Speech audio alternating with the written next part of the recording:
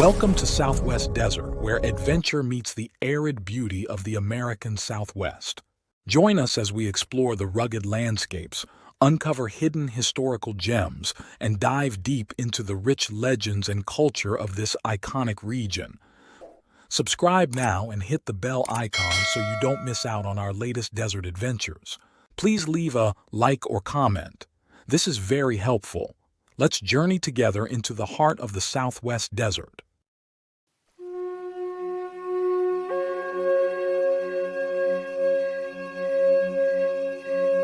Welcome to Southwest Desert. I'm your host, Alan, and today we're diving into one of Arizona's most captivating lost mine stories, a tale that emerges from the rugged landscape north of Phoenix during the great mining boom of the American Southwest. Like many of the best prospecting stories from this era, it begins with a chance discovery and unfolds into an intergenerational quest that continues to intrigue treasure hunters and historians to this day: the mysterious Black Mesa Placer. Let's travel back to a crisp autumn day in 1901. The American Southwest was still wild then. Prospectors were still combing these lands for the next big strike. The great copper mines of Jerome were in full swing to the north, and tales of lost Spanish gold mines kept prospectors dreaming of the next big discovery. Picture yourself high above the Sonoran desert floor. Two ranchers, their horses picking their way carefully across the rocky terrain, are hunting deer on an elevated mesa northwest of Rock Springs, Arizona. The air is thin up here, and the vast expanse of the desert stretches out below them like a painted canvas. One of the ranchers pulls his horse to a stop, something catching his experienced eye. There in the rocky ground are distinctive marks, holes about the size of a wagon box, telling signs of an old placer mining operation. Someone had been here before, working this remote location with a dry washer.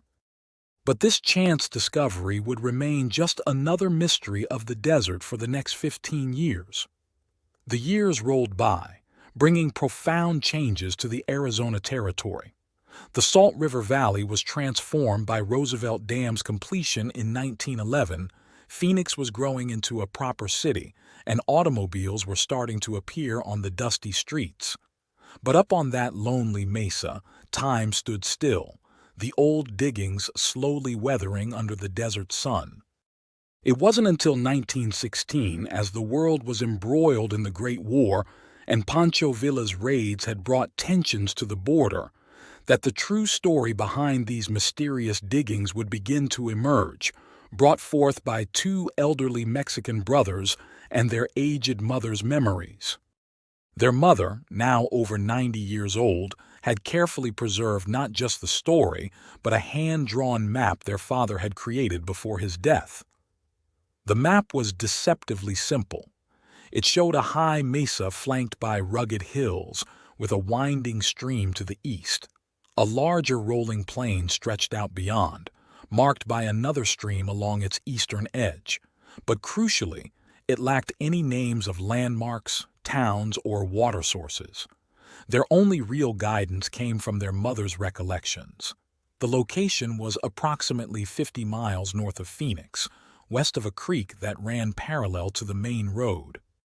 The father's story was both triumphant and cautionary. He had indeed found significant amounts of gold in this remote location, but the harsh realities of desert prospecting, the lack of food and water, had forced him to abandon his rich discovery. He had made it back to his family in Mexico with his golden treasure, but the location remained out there waiting to be rediscovered. These elderly brothers, both over 70 years old, were not deterred by the challenging terrain.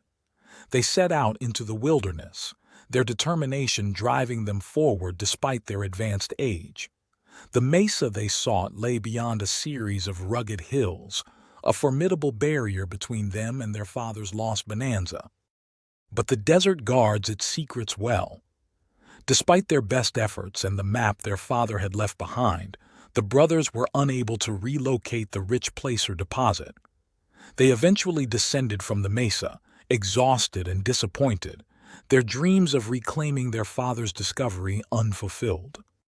The story might have ended there, but the rancher who had first spotted those mysterious diggings back in 1901 couldn't shake the connection.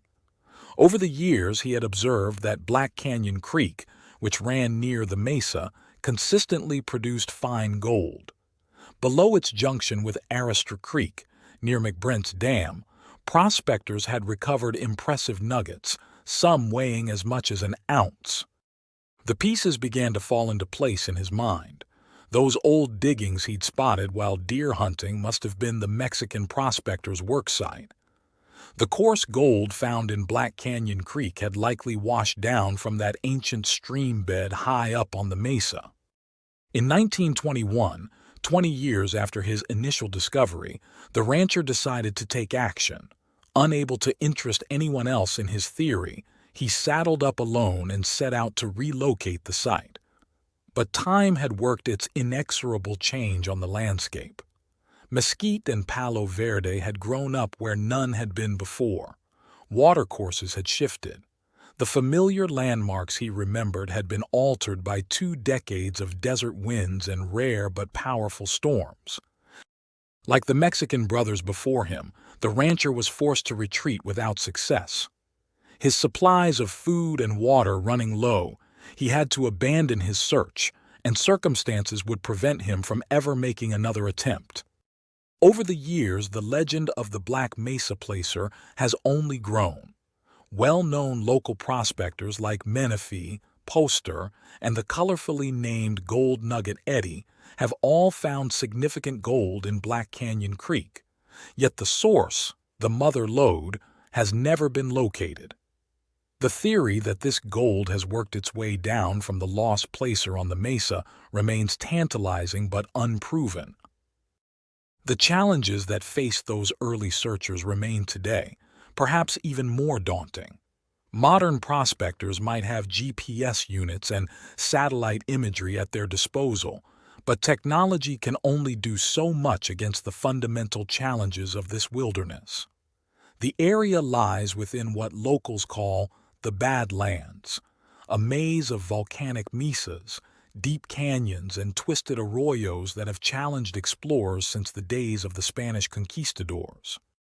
The summer temperatures here can soar well above 110 degrees Fahrenheit, and the winter nights can plunge below freezing. Flash floods can transform dry washes into raging torrents within minutes, while summer thunderstorms bring the constant threat of lightning strikes. The rocky terrain shreds boot leather and tire rubber with equal indifference, and the thorny vegetation seems designed specifically to repel human intrusion. Today, the Black Mesa stands as it has for centuries, its secrets still intact. The old stream bed, once worked by a lone Mexican prospector, may still hold its golden treasure. Modern technology and geological understanding might offer new advantages to today's searchers, but the fundamental challenges remain.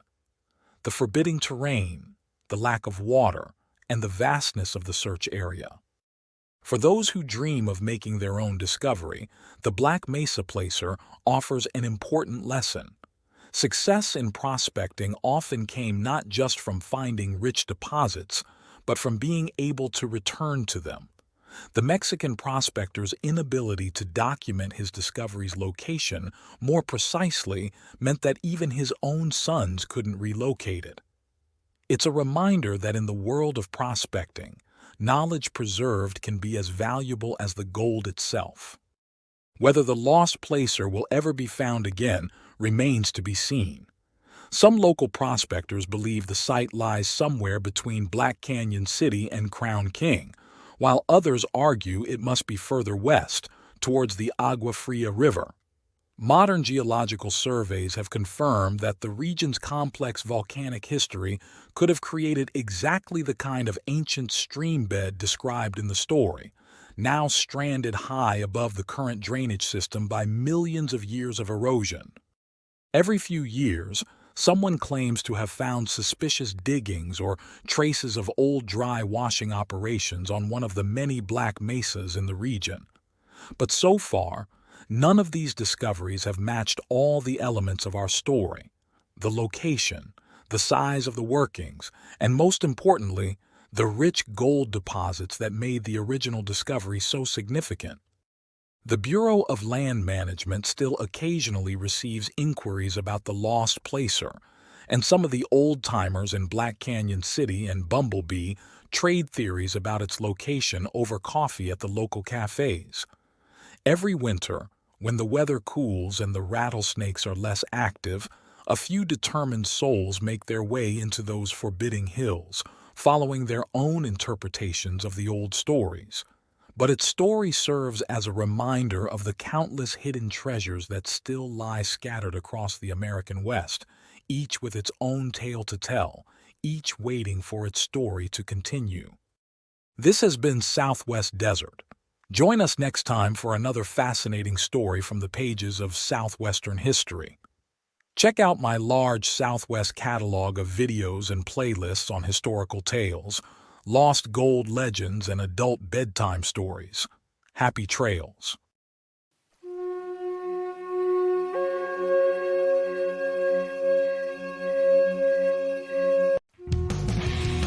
Thanks for watching.